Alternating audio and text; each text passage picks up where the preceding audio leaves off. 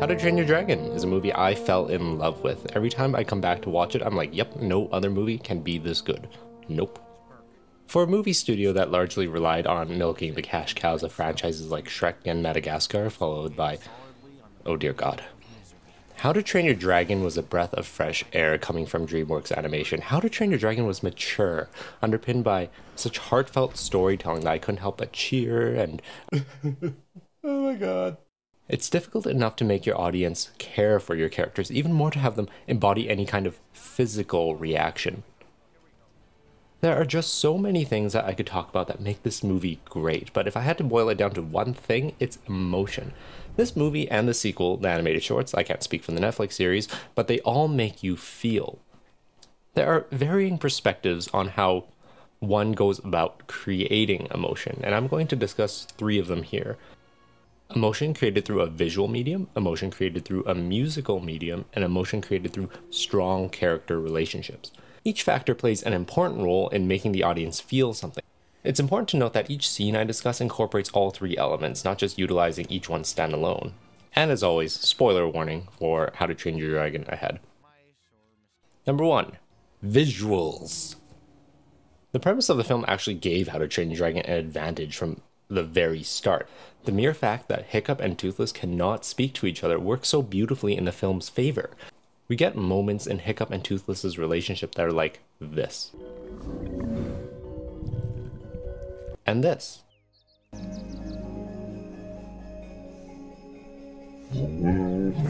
And this.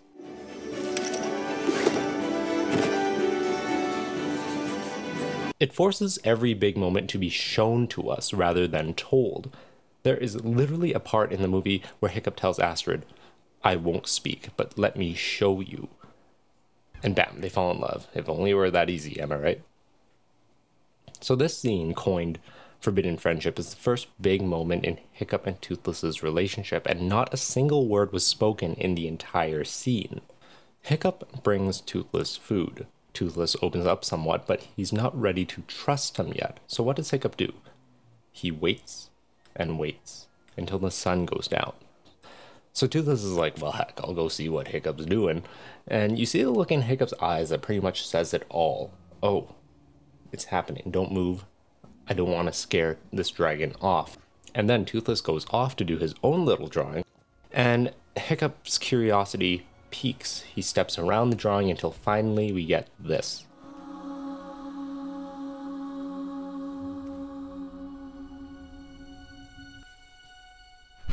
The scene.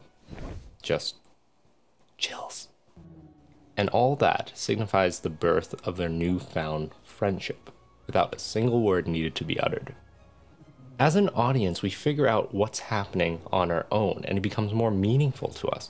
Moments of curiosity, playfulness, fear, and friendship, all done without the need for words. Really, it demonstrates the borderline filmmaking cliche of show don't tell, but it's cliche because it works. It's biology. The highest bandwidth of sensory information is through the optic nerve. Telling us what happens feels so much more awkward than showing us what happens.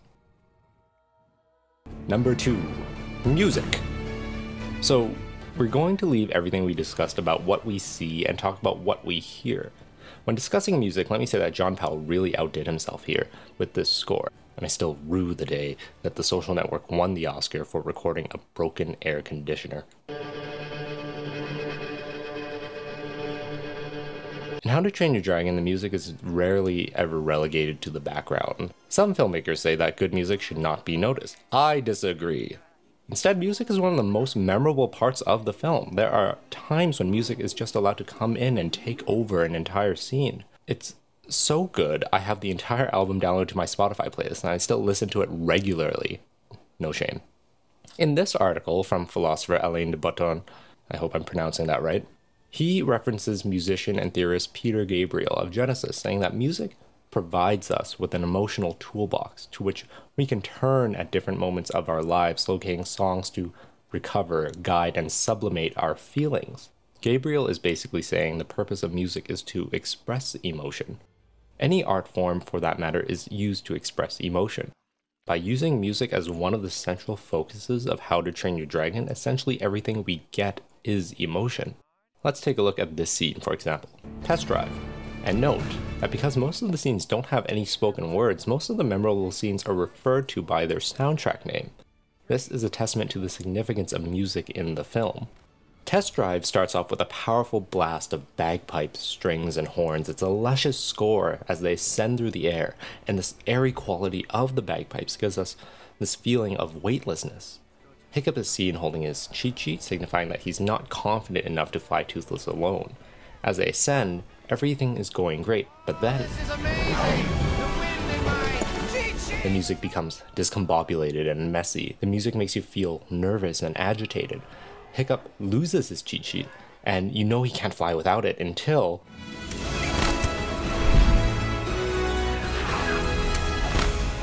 Hiccup allows his instincts to give in.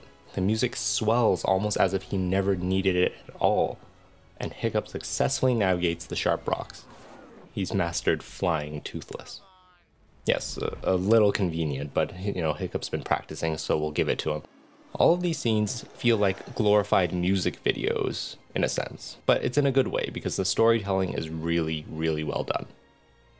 Number 3. Character relationships. In John Truby's book, he states that every character must have a purpose in the story. Even though the audience is most interested in how the hero has changed, you can't show them that change unless every character, including the hero, plays his part on the team. Every character Hiccup interacts with serves a function in helping Hiccup grow out of his weakness. He's not like the other Vikings. He's not strong or fast. He's clumsy, and face it, nobody likes him. But hey, don't worry Hiccup, we like you. So Hiccup's interactions are mainly focused on 3 different characters in the film. Toothless, his father, and Astrid. There really is no villain in this movie. These characters are all the opponents. The opponent, as John Truby states, is somebody on the other side, someone who wants to keep the hero from achieving his desire.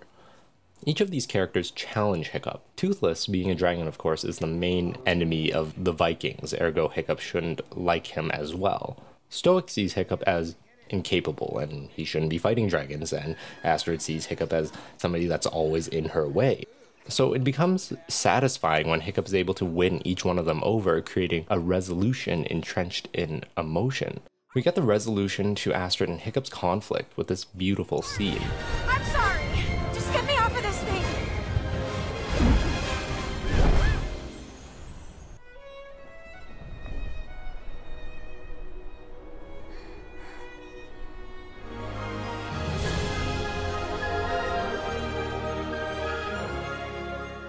We get the resolution to Hiccup and Stoic's conflict when Stoic finally apologizes and lets Hiccup go. I'm sorry for everything.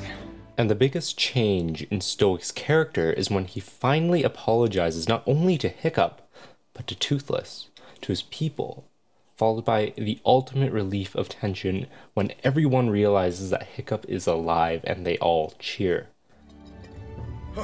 He's alive! You brought him back alive! Hiccup has gone from someone all the other characters didn't care about to someone who has them cheering for him in the end. Lastly, the forbidden friendship scene shows Hiccup making strides in befriending Toothless, a creature that he should hate, until he realizes that he has more in common with the dragon than anybody else in his village. I wouldn't kill him because he looked as frightened as I was. I looked at him, and I saw myself. And this is what I love about Hiccup and Toothless's relationship. They are mirror images of each other. They are both outsiders. They couldn't bring themselves to kill. They were both scared, and they found companionship within each other, which made this last scene so much more moving. The scene, Where's Hiccup, is when we finally get a deserving resolution to Hiccup and Toothless's story. Hiccup wakes up to see Toothless there with him after the big battle. Hiccup gets out. He notices his leg is missing and replaced with a wooden one, much like Toothless's tail, which is a pretty obvious physical metaphor for their characters. Hiccup proceeds to stand, falling, and Toothless is there to help him as they both walk out the door. Now, in the original writing of the script, Dean DeBlois and Chris Sanders actually had Hiccup waking up alone without Toothless and missing a leg, but the story changed when Spielberg gave the directors a note. Because this relationship between Hiccup and Toothless begins in a private place, it should conclude in the same way. They made it so that Hiccup would have a prosthetic leg and wake up with Toothless there, giving a meaningful conclusion to their arc. In the end, it's not Hiccup's story, it's his and Toothless's story. And for them to share that private moment, standing side by side supporting each other, pays tribute to that. How to Train Your Dragon is an accomplishment in emotional storytelling. You cheer, you laugh, you get chills, and you cry. But even if you felt nothing when watching the film, How to Train Your Dragon is still a testament to the endless possibilities of what animated film should be. No longer reduced to childish exaggerations and caricatures, but enriched in deep, meaningful, and well-crafted narratives. Thank you. We have dragons.